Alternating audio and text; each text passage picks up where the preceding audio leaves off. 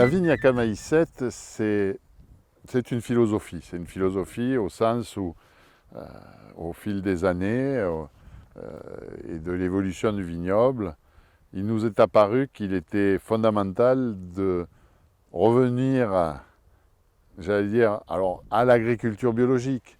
Est-ce que c'est le bon terme? En tous les cas, plus de naturalité dans nos pratiques.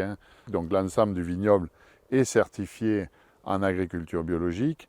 Le fondement de l'agriculture biologique, c'est de sortir du tout chimie pour rentrer, pour retrouver les gestes historiques. Alors c'est vrai qu'il ne faut pas croire que quand on fait de l'agriculture biologique, on n'est pas là pour en vivre. C'est pas, on ne va pas se lever le matin et dire la vigne, on va la laisser faire toute seule. On va la conduire, on va la maîtriser. Mais on la maîtrise avec des moyens physiques et pas avec des moyens chimiques. Alors qu'est-ce que ça veut dire? Ça veut dire que on a abandonné les désherbants. Et donc on revient au travail du sol, un travail mécanique qui va nous permettre de maîtriser l'herbe, parce que l'herbe n'est pas une bonne chose pour la vigne. La vigne, surtout en Provence, surtout dans des années où la sécheresse sévit, s'il y a de l'herbe, l'herbe vient concurrencer la vigne. L'agriculture biologique, c'est des engrais naturels. C'est-à-dire que ce n'est pas des engrais qui ont été conçus avec des molécules chimiques, mais ce sont des engrais qui sont issus, pour la plupart d'ailleurs, d'excréments animaux, entre autres du crottin de mouton, du crottin de poule. Alors il peut y avoir, il y a un travail que font les spécialistes pour nous apporter des engrais de bonne qualité, des engrais que l'on dit organiques. L'agriculture biologique, c'est aussi essayer de maîtriser les maladies, parce que la vigne, c'est un être vivant qui va pouvoir tomber malade. Alors ce sont des maladies qui peuvent être soit d'origine, ce qu'on dit cryptogamique, c'est-à-dire liées à des champignons, c'est le mildiou, c'est l'oïdium, soit des maladies liées à des insectes, ça va être la pyrale, ça va être les vers de la grappe, et il faut arriver à maîtriser tous ces prédateurs de la vigne pour qu'elle arrive gentiment à produire, mais sauf qu'on va les maîtriser avec du cuivre, avec du soufre, avec des outils naturels qui vont nous permettre de maîtriser et d'obtenir un état sanitaire correct pour notre vigne. Et c'est vrai, quand on voit les feuilles aujourd'hui, on voit bien que cette vigne qui vient de pousser n'a pas de maladie. Alors je ne dis pas qu'elle n'en aura pas tout au long du cycle, mais en tous les cas, on fait tout pour éviter que les maladies s'installent.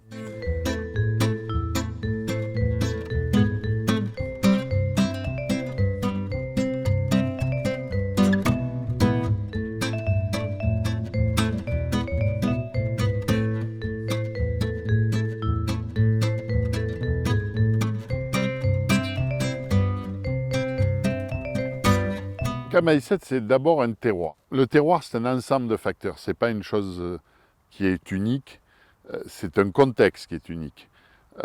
Bien sûr, il y a le sol. Et souvent, le consommateur croit que le terroir, c'est le sol. Oui, bien sûr que le sol y participe. Ici, on est sur un sol argilo-calcaire, on est dans la pierre. On voit qu'on a été obligé de broyer les pierres parce qu'on n'arrivait pas à planter les vignes. Donc, c'est un terroir qui est pauvre, c'est un terroir où la vigne souffre, où la vigne doit aller chercher l'essentiel pour se nourrir, et ça n'est pas simple. Mais le terroir, c'est aussi le climat, c'est-à-dire le soleil, les heures d'ensoleillement, c'est le positionnement des vents.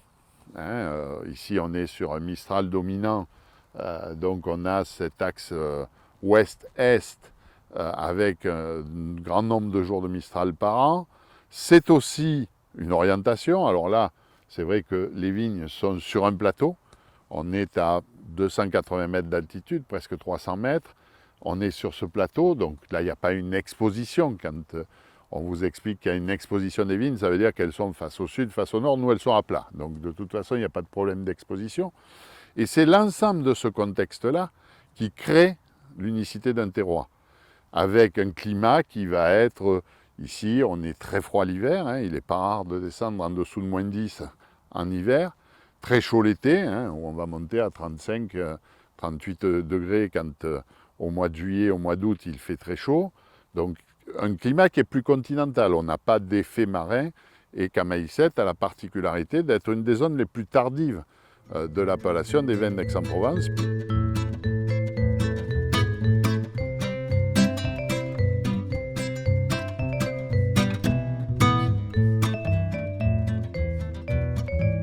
Quand on veut faire un vin d'appellation d'origine, il y a 3 éléments. Le terroir, ce qui va produire cette personnalité, c'est ce qu'on appelle le cépage. En cépage noir, c'est les cépages traditionnels de la Provence. Bien sûr, le Grenache, qui est un peu considéré comme le roi de la Provence. La Syrah, le Cabernet Sauvignon, qui est un transfuge du Bordelais, mais qui en Provence a trouvé une nouvelle jeunesse. C'est le Cinsault, qui est le cépage à gros grains, et puis des cépages plus confidentiels comme la Counoise, qui est un cépage qu'on ne retrouve que dans les vins d'Aix-en-Provence, qui est aussi un cépage qui est un cousin du Cinsault. Et ce sont ces cépages noirs qui vont faire la richesse des vins de Camaïsette.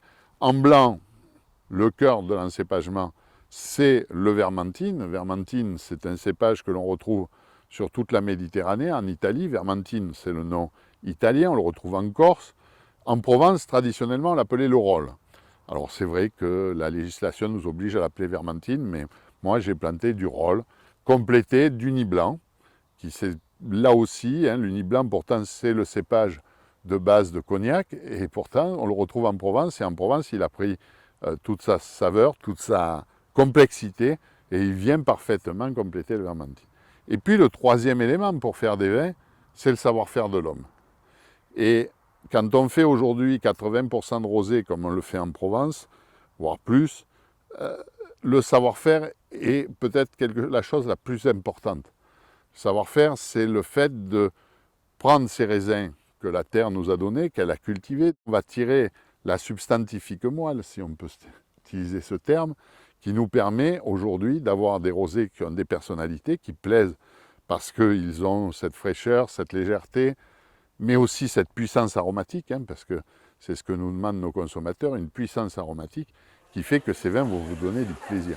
Aujourd'hui, moi je fais du vin pour donner du plaisir aux consommateurs. C'est-à-dire que vraiment, moi je suis heureux quand je vois un consommateur qui prend un verre, qui se le remplit parce qu'il a vu qu'il a eu du plaisir à boire le premier verre. Et c'est le second verre qui est peut-être le plus important, parce que quand il ne prend pas le second verre, on peut se poser des questions.